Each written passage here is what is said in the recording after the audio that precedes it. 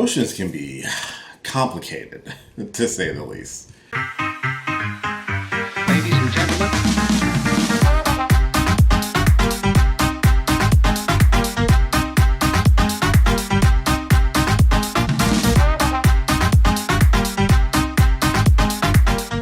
Hey, what's going on, everybody? It's your boy Will, and welcome back to the channel. Today, I'm giving you my quick review for Inside Out 2. This is the sequel to Inside Out that was all the way back in 2015, if you would believe it. It's been that long since the first one. But this sees the return of joy, fear, sadness, anger, and disgust as Riley is hitting puberty and becoming a teenager. And with that comes a slew of more complex emotions that they have to navigate, as well as trying to deal with the potential that they could be replaced as her primary emotions. If this happens to be your first time checking out my channel, hi, my name is Will. I do geeky stuff on the internet, reviews, reactions, discussions, some gaming, some drinking. I just like to have fun, and I hope you do as well. If this happens to be your bag and you're interested in hearing more of this sort of geeky content from a geeky bear like myself, subscribe to the channel. I would greatly appreciate it. Trying to hit 1,000 subscribers this year. Kind of getting back on track with some of these reviews and reactions and stuff like that. So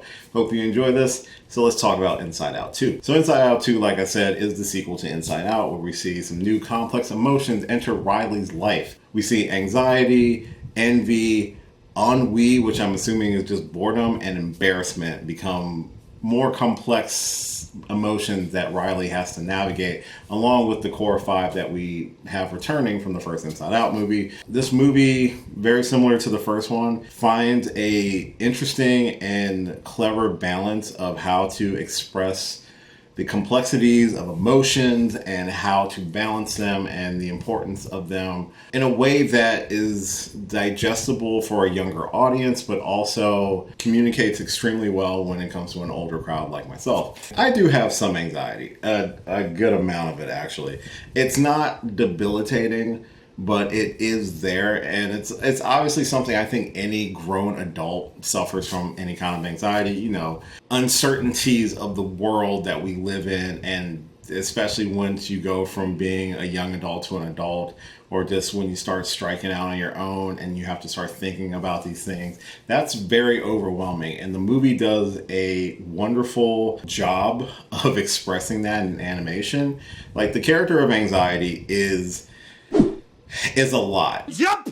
At the beginning, seeming more like it's just trying to help, like most emotions are. They're just trying to help Riley be the best person that they are. So over the course of the movie, anxiety becomes much more of a problem, and it's a problem that the other emotions have to learn to deal with and to help, not only for that character, but also for Riley as a person as well, because you get to see the effects that these new emotions have on Riley in drastic different ways than what the core five emotion did. New emotions, new things happen, we grow as people, and the movie really shows that off in a not simplistic way, but a very streamlined way that I think was executed very well. All of the characters interacted with each other very well. It put more emphasis on Joy's character, very similar to how Joy and Sadness were the main characters of the first movie. All of the emotions have to learn to balance each other, especially with anxiety being such a force in the movie. It's just really well done. I think it's a fantastically animated movie. It's same art style, same humor. Showed the effects of growing and how much pressure that we put on ourselves to try to fit in, to try to be a certain person. And even the emotions, while they all have Riley's best interests, they also kind of affected her in not healthy ways. Even Joy, similar to the first movie, trying to keep Riley very happy, and she had to figure out that you needed all the other emotions working together to balance her out. Still, in this movie, there were things that character needed to learn and grow from as well. That scene with the third act, with the climax of the movie, I felt it, and I got an emotional response to it because of what was happening to Riley due to the effects of all of her emotions, trying to figure things out. There was a moment of it feeling very real. I was just very impressed with how well it was depicted and how well it was handled in the movie. And you would think with, intense emotions like embarrassment and boredom or envy, which surprisingly wasn't a primary focus of the movie, but those very strong, powerful emotions are in my mind, much of a subclass of the core five. There has to be a balance. If one emotion stands out stronger than the others, you become very imbalanced. And I think the movie depicted that really, really well. It's been, 9 years since the original movie came out. I like how sadness as a character grew from the original depiction of the character. All of them grew. Even anger, played by Lewis Black. Like, there's a scene where he's like, what? I don't have to always be the angry guy. And it just shows that, you're not always just this one version of yourself. You're multiple different versions. The movie has that really good lesson towards the end of it. And I was just very happy with the movie. Obviously, I'm a few weeks late from seeing it, but even when I saw it, like, the other night, my theater was pretty full for it. So it just kind of shows the effect that this movie has had and how well it's, not only performed, but how well it was directed and written.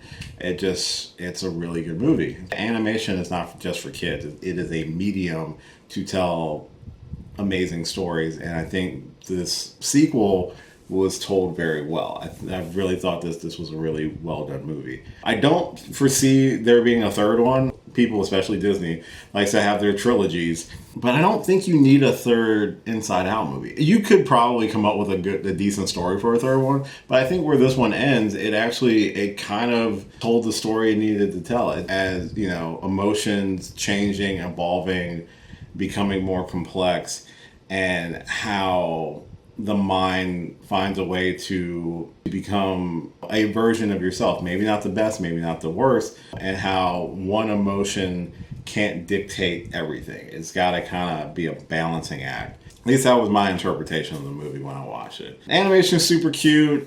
There's no traumatic bing bong scenes in this one, which was great, but there are some pretty, like I said, that climax. There's a pretty intense sequence of events that happen during that climax. I think it's a good movie for people to watch, especially if it's something that is primarily geared towards a younger audience. It really does resonate with an older audience like myself. At least for me, it resonated very well. And yeah, I can't say enough pretty positive things about the movie, except for you should definitely check it out. If you have seen Inside Out 2, let me know your thoughts on the movie in the comments down below. Try to keep it spoiler free just because I want people to experience the movie for themselves. But let me know what you thought of the movie if you did see it.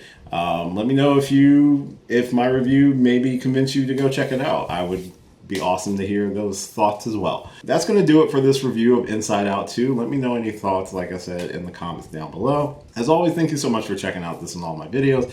I really do appreciate it. Again, if you did happen to enjoy this, it would be super awesome if you subscribe to the channel. I would greatly appreciate it. I'm trying to hit 1,000 this year. Don't know if we're going to make it. We're super close to 800. So I had a break for a few months in the spring. I'm trying to kind of get back to a regular production of content. So please bear with me, and I appreciate it if you've stuck around this long through all of this.